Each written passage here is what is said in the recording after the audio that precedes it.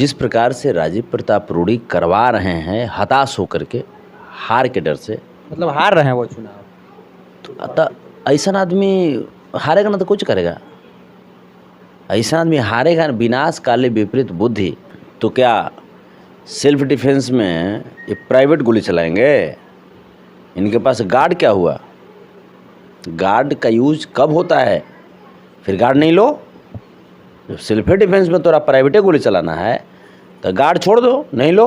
आप जिस प्रकार से हेट स्पीच दिया है, इससे समाज में वैमनस्यता पैदा हुई है, समाज बिखर रहे हैं, तो बिल्कुल गिरफ्तार होना चाहिए राजीव प्रताप रूडी को। वहाँ तो लोग यही बोल रहे हैं कि बूथ कैप्चरिंग राजीव प्रताप रूडी के लफंगे कर रहे थे, वहाँ तो यही बात बोला गया। लेकिन हमको घटनास्थल से 500 मीटर पहले पुलिस प्रशासन के द्वारा रोक दिया गया है और तकरीबन 3 घंटे बाद हमको छोड़ा गया है और हमको गांव में जाने से रोक दिया गया है। तो इस कारण हम ग्राउंड जीरो की रिपोर्ट नहीं कर पाए। छपरा के पीड़ित परिवार से मिलकर संतोष रेणु पहुंचे हैं। आप सिवान छपरा पहुंचे थे, वहाँ पे पीड़ित परिवार से मिले, क्या कुछ सच्चाई जो है वो क्या कुछ निकल कर सामने आई? सच्चाई यही है कि जो वहाँ के भाजपा प्रत्याशी हैं राजीव प्रताप रूडी, उन्हीं के इशारे पे नरसंहार हुआ, जिसमें शोषित समाज के एक भाई चंदन यादव जी को गोली लगने से मौत हुई। साथ ही साथ 3 भाई दीपक जी, मनोज जी और गुड्डू जी अभी भी ज़िंदगी की जंग लड़ रहे हैं, गोलियों से घायल होकर के। वहाँ पे कहा यह जा रहा है कि रोहिणी आचार्य जो है वो बूथ कैप्चरिंग करने पहुंची थी। वहाँ तो कोई लोग ऐसा नहीं बोले, वहाँ तो लोग यही बोल रहे हैं कि बूथ कैप्चरिंग राजीव प्रताप रूडी के लफंगे कर रहे थे, वहाँ तो यही बात बोला गया। और इसकी जानकारी मिलने के बाद जब डॉक्टर रोहिणी आचार्य जी पहुँची, तब ये लोग गाली गलौज शुरू कर दिया।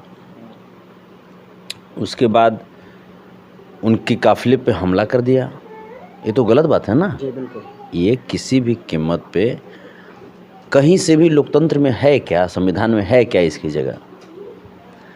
तो जिस प्रकार से राजीव प्रताप रूडी करवा रहे हैं हताश होकर के, हार के डर से, मतलब हार रहे हैं वो चुनाव। अतः ऐसा आदमी हारेगा ना तो कुछ करेगा।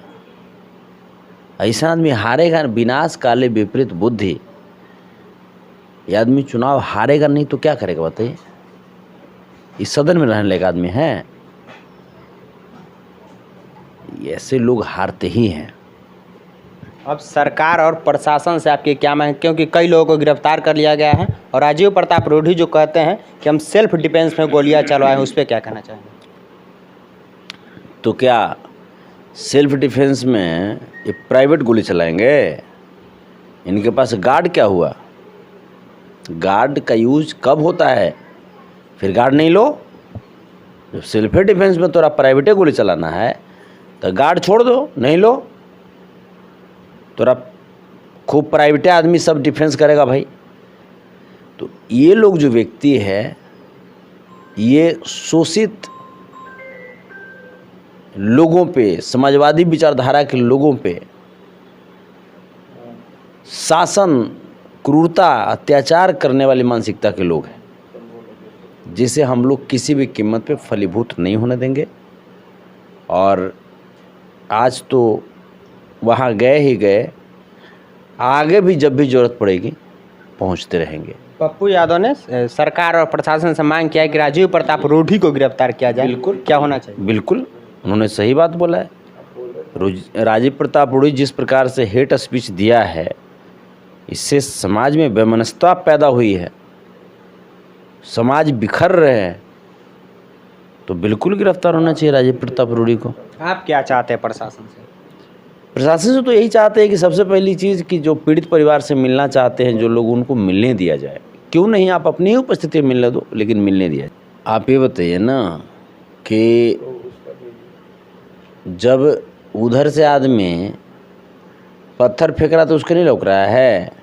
जिस प्रकार से राजीव प्रताप रूडी का स्टेटमेंट आया था कि सेल्फ डिफेंस में गोली चली है और चलती रहेगी, ये कोई मामूली बयान है? ये हेट स्पीच इसी को बोलते हैं। इसी स्पीच के वजह से, ऐसे ही स्पीच के वजह से समाज लोग बिखरने लगते हैं। तो हम लोग ऐसा नहीं होने देंगे, किसी भी लेवल पे बर्दाश्त नहीं करेंगे। चलिए, एक अंतिम सवाल आपसे रहेगा, अगर उस राजीव प्रताप रूडी को गिरफ्तार नहीं किया जाता, आगे आप क्या करेंगे? 4 तारीख तक इंतज़ार कर रहे हैं। 4 तारीख के बाद क्या होगा? 4 तारीख के बाद आचार संहिता ख़त्म होगी, और जब आचार संहिता ख़त्म होगी तो उसके बाद फिर कार्रवाई किया जाएगा, क्योंकि 4 तारीख तक का जो फेज़ है वो हम लोग नहीं चाहते हैं किसी भी कीमत पे लोकतंत्र के ऊपर कहीं पे सवाल पैदा हो। इसलिए अभी आप लोग शांत बैठे। इसीलिए शांत नहीं है, शांत कहाँ है?